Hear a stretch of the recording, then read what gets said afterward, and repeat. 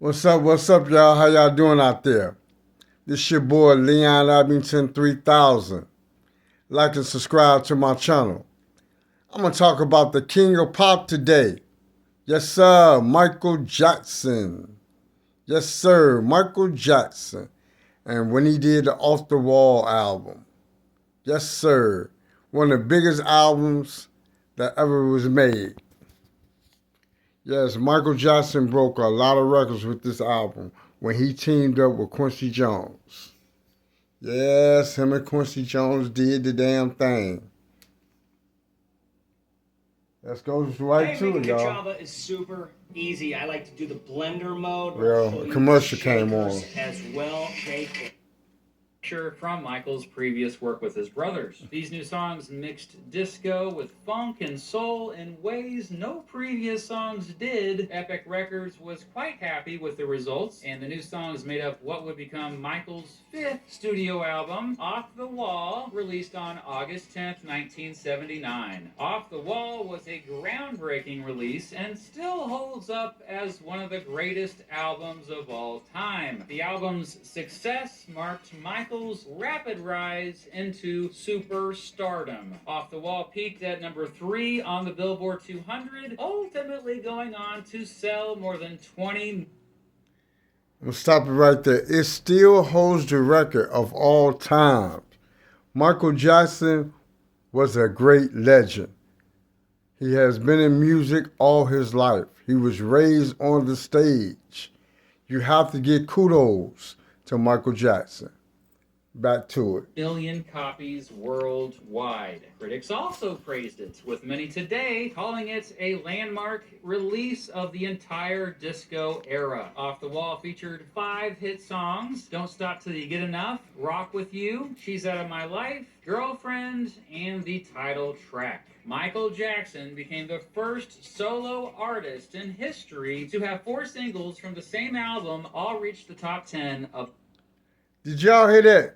The first artist in history to have 4 singles that hit the top billboards at one time. The first artist in history. Man, that's awesome. Micheal Jackson was was a legend, the king of pop. They didn't just give him that name for nothing. He's the king. Back to it. The Billboard Hot 100. Off the Wall got Jackson his first Grammy for Best R&B Vocal Performance. He'd go on to win 12 more throughout his career. Now that Michael was a superstar around the world, he predictably left his brothers behind. Wait, what was that? Oh, no. He apparently didn't. In fact, he stuck right with them as they continued to tour and record, as if his solo career wasn't the biggest on the planet. By this point, Michael was incorporating more and more sophisticated dancing routines into performances. Well, while practicing these routines at a rehearsal in 1979, he accidentally fell off stage and broke his nose. This marked the first time he would get a nose job, and his nose would constantly be monitored by the media for the rest of his career, as he reportedly. I never knew that. I never knew he fell off stage and broke his nose. That's news to me. Wow.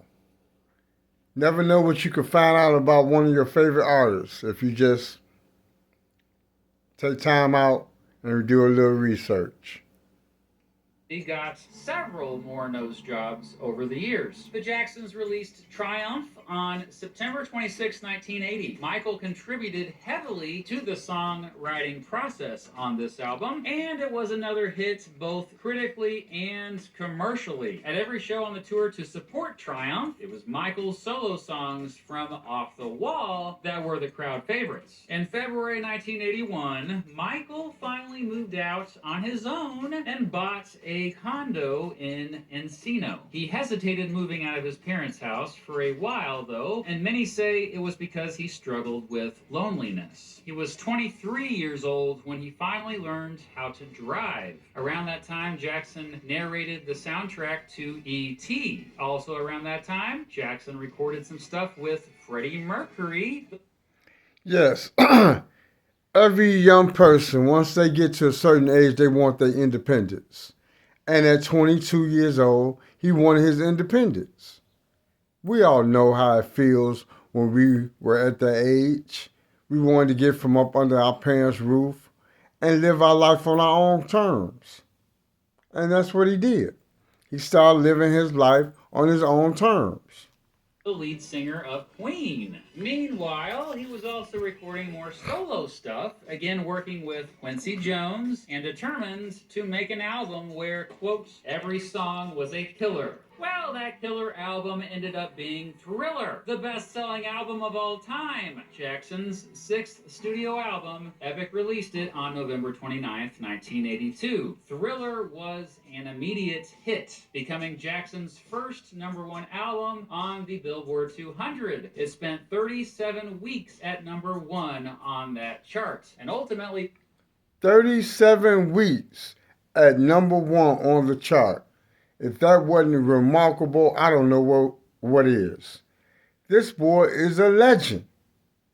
sold 70 million copies worldwide. You heard that right. 70 million copies. 70 million copies. Not only is it the best-selling album of all time, it has sold more than 20 million copies more than the second best-selling album of all time. It sold 32 million by the end of 1983 alone. Anyway, critics also adored Thriller, with many saying it was Michael's defining album, the best album of his career. Thriller also set the record for the most top 10 singles from an album. Those songs were The Girl Is Mine, a duet he did with Paul McCartney, Billie Jean, Beat It, Wanna Be Starting Something, Human Nature, Pretty Young Thing, and the title track, which, along with Billie Jean and Beat It, are Jackson's.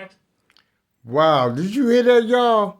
All those top 10 songs on one album. That is remarkable. Remarkable.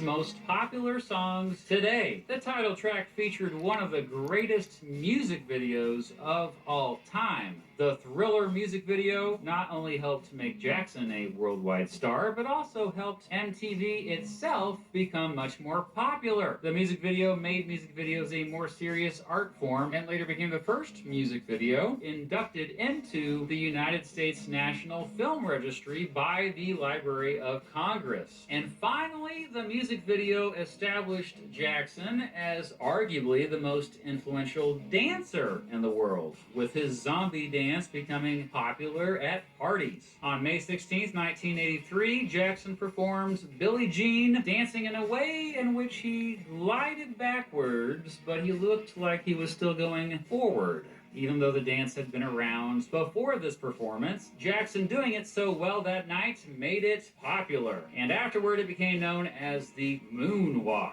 and he would incorporate it into many. Yes, the way Michael Jackson did it, oh my God. He set a whole new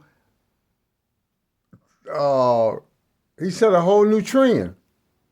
Michael did it so good that night. He made the world just go in an eye, a straight eye. I remember back in that 1983, I'm sitting at my friend's house watching it, and I was just blown away. Half the world was. Of his performances. Anyway, Thriller also won a record-breaking 8 Grammy Awards. Never Wow, before had a 8 Grammys. arguably been so culturally significant, especially with breaking down racial barriers. After all, Michael was an African American, and the majority of his listeners now were not.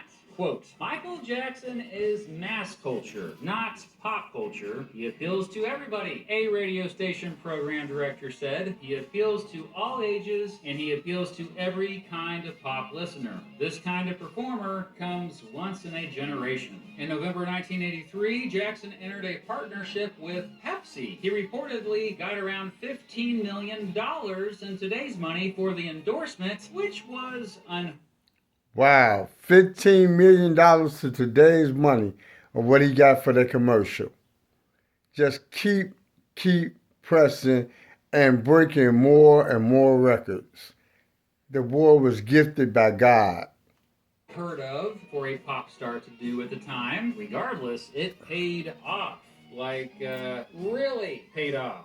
Pepsi ultimately made nearly $8 billion after that. So I'd say Pepsi got a good deal. On January 27th, 1984, Michael and some of his brothers were filming a Pepsi commercial when pyrotechnics accidentally caused some of his hair to catch on fire. This would cause second-degree burns to Michael's scalp, and he had surgery to hide the scars from it. Despite being the biggest pop star ever, Michael continued to record and release with his brothers. The Jacksons released Victory on July 2nd, 1984, and it was another smash success, mostly due to Michael. The Victory tour ended up being more like the Thriller tour, though. Michael finally left the group after this, and the group itself only lasted a few more years. In total, Michael recorded... I have a short story about that Victory tour. At the time, I used to work at the stock market, and my booth was across from this broker. He was one of the top brokers on the Chicago Board of Option trading floor. So he said, "Leon, do you like Michael Jackson?" I said, "What is that, a trick question? Do I like Michael Jackson?" "Of course I like Michael Jackson." So he said, "Well, wait right here, I'll be right back." So he comes back, and he has an envelope. So he hands me the envelope. I said, "What's this?" He said, "Open it up and see." When I opened up this envelope, y'all, it was 2 tickets to go to the Victory Tour concert at White Sox Stadium. I couldn't believe it. I hugged that man so tight. He's like, "Leon, I can't breathe. Let me go. Let me go." He said, and I said, I can't let go. I act like that man was my daddy. That was one of the best gifts I ever received from someone. Victory Tour, Michael Jackson Victory Tour concert tickets. Back in I think it was 86. Yeah, no, it was 85. I think it was 84, 85. But it was awesome. 15 studio albums with his brothers. Now that Michael was super rich, he began donating tons of money. Indeed, Michael eventually donated large sums of money to at least 39 different charity organizations over the years, more so than any other pop star in history. In early 1985, he made a song with Lionel Richie called "We Are the World" to raise money for those in poverty around the world. It was a huge success, earning around $175 million in today's money and becoming one of the best-selling singles of all time. Around this time, Jackson began buying the publishing rights to other people's songs. Yes, I'm going to stop it right there. Michael was a legend. He made money just helping other people. He made huge contributions, and he gave unselfishly to less fortunate people. And I just wanted to give some love, some respect to the former Michael Jackson. He was just an awesome artist. I'm not speaking on none of that past rumors that was going on. I have no idea about if that was true or false or whatever, but he was exonerated from it. But I just want to talk about his music. And his music was legendary. And may he rest in peace. Have a good day. I got more, y'all. I got more. Love, peace, and happiness. Like and subscribe. Deuces.